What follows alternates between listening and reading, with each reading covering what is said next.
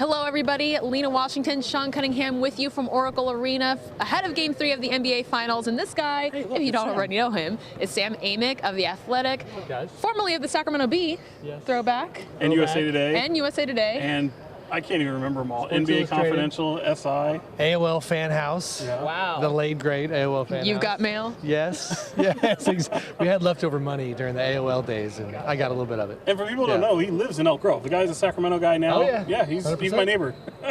Well, there you go. If you're looking for Sean, you'll probably run into Sam Yeah, somewhere along the way. But we are here in Oakland ahead of Game 3 of the NBA Finals. Series tied, one game apiece. And this is going to be a crucial game for the Warriors, coming off a big win on the road, but losing some key players during that game. Right. It's huge. It's the battle of attrition on both sides. The Warriors are the focus right now. As you guys know, we got no Kevin Durant. And I believe, and I missed this, did Steve Kerr say definitively that he's out for Game 3? Yes. That's what I Yeah, thought. yeah. KD no is out Kevin for Game Durant. 3. Klay Thompson's still certainly in question with that hamstring. I talked to Klay after Game 2 because he's Klay and he's literally never missed a playoff game, which is remarkable. You expect him to play, but I don't think we can expect that just yet. Kevon Looney goes down, likely out for the rest of the series. The Raptors have their own stuff. Kawhi Leonard, this hasn't been talked about as much. He had the right quadriceps injury that hurt him all last year, overcorrected, and so now it's the left side. That knee's bugging him. Kyle Lowry's got a finger. I mean, it's that time of year where these guys are just kind of limping to the finish line. Yeah. Can you remember a time where, I know this is the finals and every game gets their own storyline and everything like that, but I just can't remember a time where so many guys were banged up, and in crazy. Game 2, where all of a sudden it just snowballs for one team. This is going to be weird to say, but I kind of love it and I hate it all at once, which is to say that I love it when teams have to find a way to evolve and to fight through adversity, right? And so the Warriors did that in Game 2. The way they won that, after Klay went down, that's kind of what sports is all about. But then there's a threshold, right, where then it becomes like, okay, if the bodies are falling to the degree to where now when this whole thing is said and done, are we going to question like, well, the Raptors won it, but the Warriors were so banged up, or the other way? That part you kind of hate to see. You want to know which team is better than the other, and so we'll see, which of these guys can get healthy first. Yeah, and you mentioned a couple banged up guys, but in Game 2, the Warriors getting a key player back and performing at a high level, DeMarcus Cousins, with a double-double, nearly a triple-double in assists with 6, in addition to his 11 points and 10 rebounds. But how do you think just his play has impacted the series or even the locker room going into this Game 3? To his credit, he has definitely inspired a lot of loyalty around his teammates. You can tell how excited they get when he plays well, and it kind of goes the other way too. When he just doesn't kind of meet a moment, you can tell they're disappointed for him. That was the biggest night of his career, I think, in terms of the stage. And, the story has since been told that he texted Steve Kerr going into that game saying, please trust me. He's had to, kind of get the trust from the coaching staff. He does it. He delivers on the floor. Where it's so big for them is that we know the defensive concerns are going to be the main focus. Like, can he guard Marc Gasol when Mark's trying to come out on the wing? Does he get played off the floor? But on the offensive side, especially because you have no Kevin Durant and maybe no Klay Thompson, just having a threat, where when that ball goes to DeMarcus, that defense has got to, we talk about gravity all the time with Steph Curry and what he does to a defense out at 30, 40 feet because of his shooting ability. DeMarcus has his own gravity down in the post. You've got to pay attention to him. And, if you're talking about Jordan Bell, Andrew Bogut, guys like that, you don't have to guard them. And it's very different with DeMarcus. It's just as simple. They don't win that game without DeMarcus. Yeah. And I agree with you.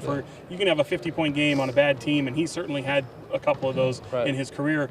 That damn near triple-double, 4 assists shy, 10 points, 11 rebounds. Yeah. I agree with you. His biggest game of his career. They won, they didn't win, but the boards battle was a lot more even because of his presence. The Raptors in Game 1 had a field day offensively at the rim. I mean, their percentages were through the roof, and Game 2 was much, much different. And Bogut played a part there too. I mean, the rim defense, they've got to clean that up. But I mean, he was big, and now all of a sudden with that Looney injury, it's incredible that the guy in DeMarcus who last summer was a luxury, who was kind of thrown up the top of his all-star team, is now a necessity, and he's going to have another big opportunity in Game 3. We're here right now, and this is on the Tuesday before the Wednesday Game 3 here at Oracle, and the Raptors have the floor right now. They're practicing.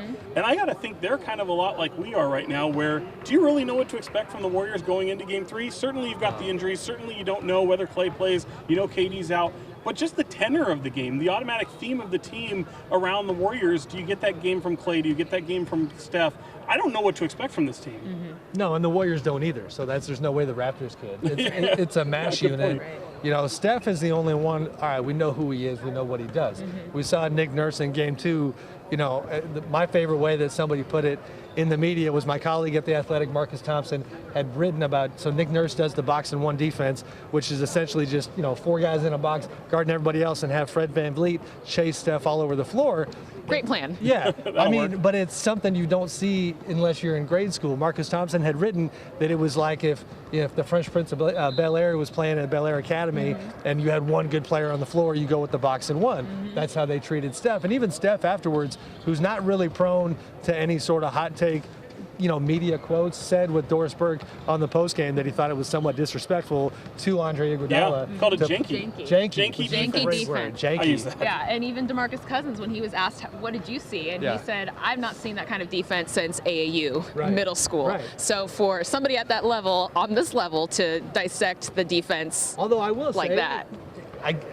I don't know. It was an okay plan. Like, it actually, Steph didn't score in the fourth quarter. Right. You know what I mean? Right, Yeah. that's So, true. There was that, but Andre had the last laugh, and that moment was one that if the Warriors go on to win this series, Andre hitting that three on the left wing. I talked to Sean Livingston about it today. It's one of those plays that I think we'll dissect even as history goes on and time goes on. Like Sean, you know, the pass is coming from Steph, who gets trapped, almost loses that ball. Sean gets to it before Kawhi Leonard, which, by the way, I went back and watched it in slow-mo, and it's like, man, I don't know, if Kawhi's knee's not bothering him, I think he might get there. Yeah. Like, a little step slow, Sean gets it, and then he's got Steph on the right wing, you know, maybe go that way, and he finds Andre. Andre makes him pay for that box and one, hits the three, and now we got a split series. I did the same thing you did. I went same thing, slowed it down because you're watching Iguodala think.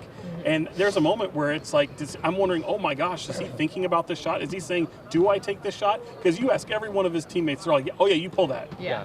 Well, but I don't know, there was a lot of time left. That's the other thing. Right. Yeah. It's like, people have kind of laughed about it, like, it's one of those, it's a great shot because it went down. You know what I mean? Absolutely. Sure. If he misses that shot, then they got 7 seconds to work with, and they're down 3. So, or 2, 3, I forget the actual score there. But it was a good moment. Even like Sean's point, and this is going a little deeper, Sean and Andre have known each other since they were kids. And I was asking Sean, like, in real time, is the deepness of your relationship with another guy like something that might impact the choice you make with a pass? Because he said, he goes, you know, Steph was just getting hounded. A turnover is not something we can afford to have there. That almost indicated to him, like, there's so much heat over here with Steph and everything around him that I look over here, and it's this dude that I knew from Illinois, you know, when I was a little guy coming up. They trust each other. You know, like you said, Sean, he pulls that trigger and bears the shot. Yeah. You'd be perfect one to talk about this, and you too. I mean, we've had people ask, even on our social media accounts, is this Raptors team deeper than any of the Cavs teams that the Warriors had faced in the NBA Finals? And I think, yeah, obviously there's a glaring omission here. There's no LeBron James. Yeah. But is this a better, more talented, deeper team than any of those teams I think before? so. I think so too. Yeah, I mean, you know, there were some bit role players for the Cavs who kind of made their names in finals moments, like Matthew Dellavedova in 2015, Absolutely. guys like that. So guys stepped up, but this team is extremely deep. I mean, you've got guys like Fred VanVleet, you know, who struggled at different points during the playoffs, now having a wonderful run. Norman Powell doing his thing. You know, the emergence, and this is in the starting unit, but of Pascal Siakam. You know, Kyle Lowry is a guy that even the fact that he can ebb and flow offensively to the degree that he does and not always pay a price because they are deep enough that he can defend and be that guy that as long as he gets 7, 8, 9 assists, you know, then they can still win a game. Like, that's kind of what happened in game 1. And to your point, he was tremendous in game 1. I know he didn't score the ball, and people are like, oh, I thought he played a tremendous game. They Yeah. don't really always, I mean, if you can get 15, 20, great, but even if Right. he's not, what he brings on the defensive side and helps space that offense is so good. He's got to score the ball, though. I hear I'm with you. No, I'm with you know. too. I think You he can't does. go 1 for 4 from the field and then expect to win the game, even though they did. Yeah. I mean, but you know, it's amazing when the W was right next to that game, you know, how it changes the way. I mean, but he had some great moments. Siakam came back down to earth in game 2. That's the big thing for me. The 3 guys that stuck out, because Kawhi has been okay. Game 2, big time numbers scoring wise, not that efficient. And honestly, I thought they still did an okay job on him.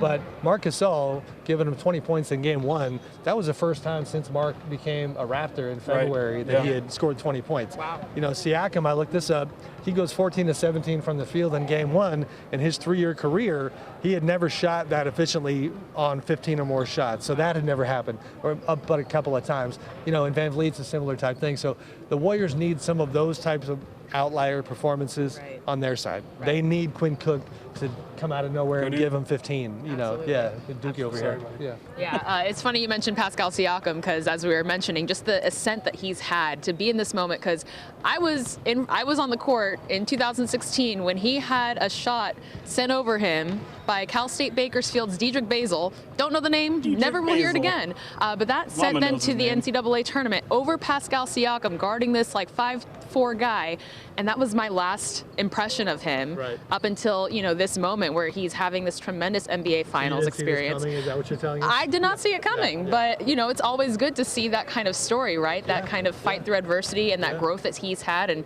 now to have that nickname Spicy P. I mean, now he's official, right? I was loving one of the billboards in Toronto, Spicy P's hotter than Curry. Oh, wow. And he, by all accounts, he's a wonderful young guy and a really neat story. Yeah. So, I mean, he's going to keep getting better, but I did think that game 2 from, him and other guys as well, like this is when the Warriors get, like, and Draymond is the spokesman of this, like this is when the Warriors get to look at Pascal and go, okay, it's been cute, but this is what we do. Big boy ball. This is what we do. Yeah. Like we've been doing this for 5 years. And as somebody like you guys, you covered this a long time, like it's wild to watch. This is not media hyperbole. This is not just us coming up with a story. Championship pedigree and substance of like the character collectively and the way these guys are wired, it comes into play because you're sitting there in the third, fourth quarter. Look at all these comebacks. The Warriors have been down double digits in most of their games recently, but they don't get shook. They sit there and basically go back to the drawing board, figure out what they're doing wrong. Steve Kerr and his staff fix it, and it's incredible to see just how they're wired and how that keeps showing through. Yeah. Keep talking about picking up a story. We've seen this story right now of the Claw and the Clippers and what's going on with Kawhi Leonard. And to me, if you don't know that, obviously I'm filling you in here in a second, but that just seems like tampering to me. But on the flip side of that, with Kawhi with his own logo, Nick Nurse busting out his logo, Pascal Siakam, all these guys have their own logo. I think this is incredible. So Dan Wojcicki of the LA Times, and I got to make sure I tell Dan that I plugged him, just he owes you a commission fee coming my way. Dan wrote a cool story from Toronto about how the Raptors had done a bunch of this individual branding stuff, and essentially it's like, I'll break it down like this: if you're Kevin Durant, Steph Curry, Kawhi Leonard, any of these guys, well then the companies like Nike, New Balance, Under Armour, then they'll give you big time contracts to have your own brand. But if you are, Nick Nurse or Fred VanVleet, who might have a dealership, might have a sponsorship with the local Burger King or something. Jamba Juice thing. Right.